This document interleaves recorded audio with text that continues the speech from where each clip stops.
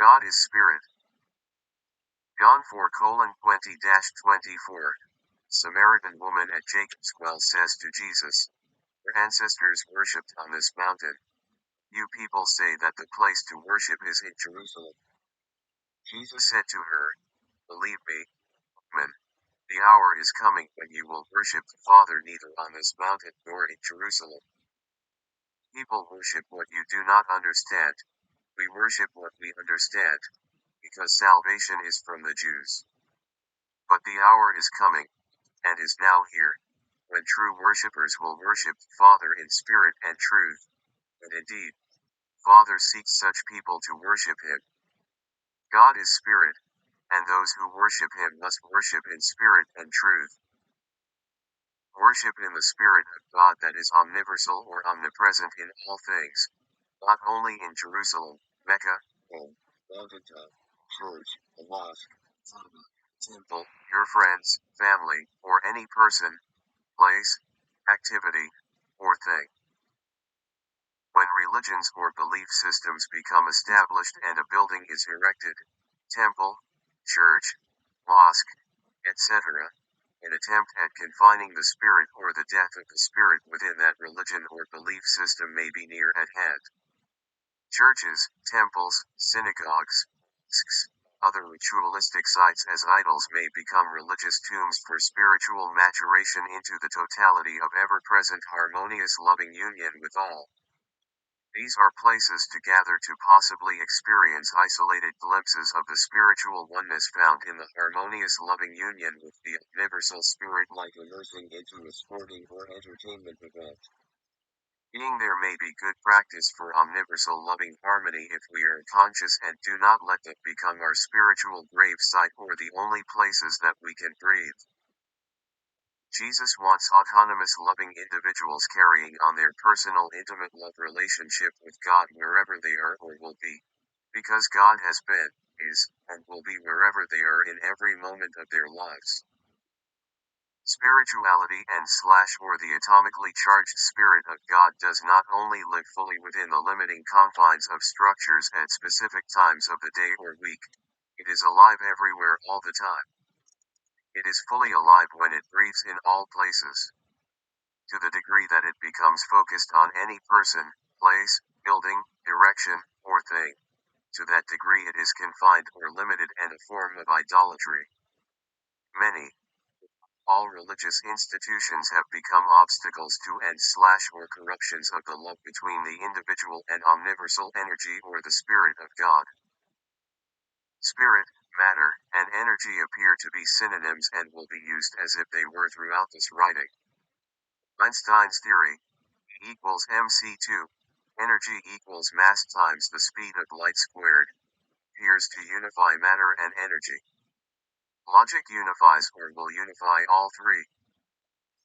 All matter is composed of is energy. Everything, including what appears to be the most solid objects known, vibrates at varying frequencies in energetic particle movement or life. If we heat an object, the particles speed up, as in boiling water. If we cool the object, particles slow down as in frozen water. In between boiling and freezing water is liquid. The pursuit for absolute zero, which has not happened yet and may not be able to happen, is an attempt to freeze or stop particle motion or life. When we touch an object, we feel the slower particle motion as cold and the faster particle motion as hot. We do not merely touch an object, we experience its particle motion or life in relation to the particle motion of our skin. Often before complete contact is made with an object, the interchange of fast-moving heated particles or slower-moving cold particles can be felt.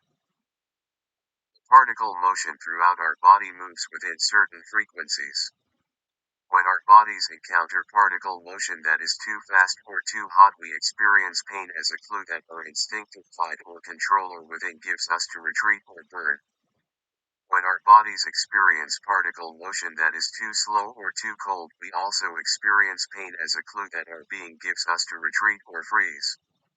If we allow or are compelled to let either extreme overwhelm our bodies, vibrational frequency of the living spirit, consciousness, or essence within us will leave the body for dead. Food, water, and air supply the energy that regulates our body temperature within a relatively narrow band of climate zones on Earth. All our senses, sight, hearing, smell, taste, touch, emotions, and possibly intuition and / or others, represent different ways to perceive particle motion through sound, light, chemical reactions, etc. We are continuously surrounded by lifelike particle motion, energy, or spirit in everything we perceive. We are composed of and surrounded by particles in motion or energy or spirit always. This is inescapable and can only be denied, ignored, or left unaware. It has been claimed that nuclear fission reactions release 10 million times more energy than is released in typical chemical reactions such as in the burning of fossil fuels or wood. It is said to have been discovered that the energy in 1 kilogram or 2.205 pounds of matter can be equivalent to 20 million tons of TNT, or 21 trillion kilocalories, millions of electron volts, 700 million gallons of gasoline, 90 petajoules, 25 billion kilowatt hours, 85 trillion BTUs or more, and this is through atomic fission and fusion methods of energy release. More energy may be released through currently unknown methods, let's say tweaking a proton or electron a certain way or making a quark lathe may set off a chain reaction that destabilizes the energy in and around the planet and the Earth temporarily becomes like a star. Bodies are composed of atomic particles and energy. Multiply 10 million tons of TNT by your body weight in pounds or 20 million tons per kilo and you can get an idea how much energy is available to you in this perpetually live moment. If you weigh 175 pounds, then you have at least the potential energy of 1,750,000,000 tons of TNT. Of course, we don't want to become any more unstable than we already may be, nor do we want to explode or overheat. We would like to become aware of the magnificent spirit or energy inherent within us and around us. This energy may not be available at the explosive level without some alteration of the atoms present, but it is there. Many of us live our lives through to old age and death without any attention given to its presence. All this intense and dramatic energy in the omniverse must be God's spirit if what is written about omnipresence and omnipotence in religion is true. God is everywhere and all power, and omniversal atomic energy is everywhere and all power. They must be the same. Omnipresence and omnipotence, all power, can be unifying ideas or bridges between science and religion. Energy is said to be eternal or deathless, although it does change forms, which is like the description of God's eternal spirit. Our bodies are made of basically the same energy or spirit as all solids, liquids, gases, the trees, stones, plastics, animals, water, air, etc. Every person, place, thing in the omniverse can be viewed as relatives in omniversal energy or spirit of God. Even in the biblical book of Genesis that says God created the heavens and the earth and all they contain in 6 days indicates that God composed all the living with what we commonly call non-living material, including man from dust or clay. Evolution and some religions say that so-called living beings have come from and are composed of so-called non-living matter.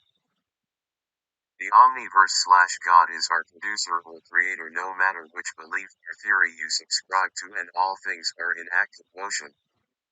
Separation of living and non-living things is simply a technical separation, possibly by varying degrees of electromagnetic radiation frequencies, that is not real at the particle level.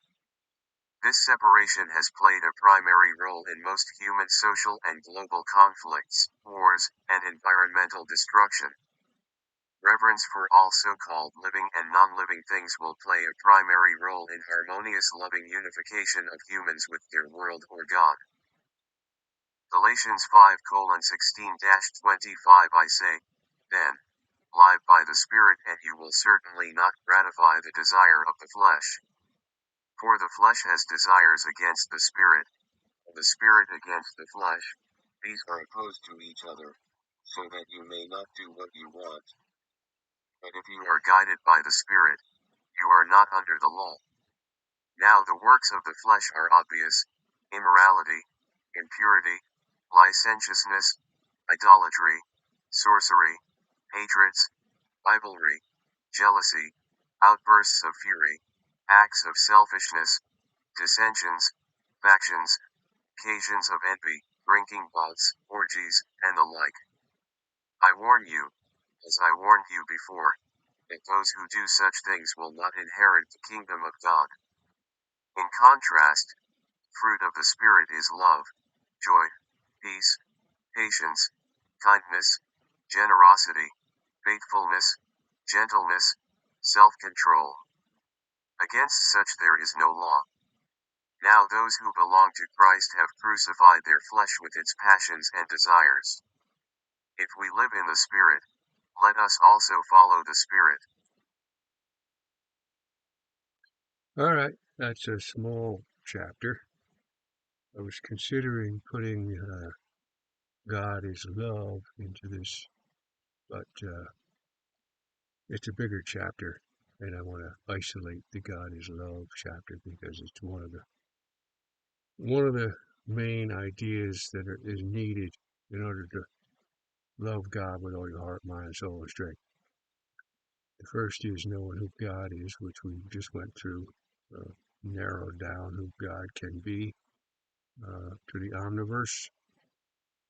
And now we're going to do a little exploration of who, not who, but what is love uh, and how you practice it,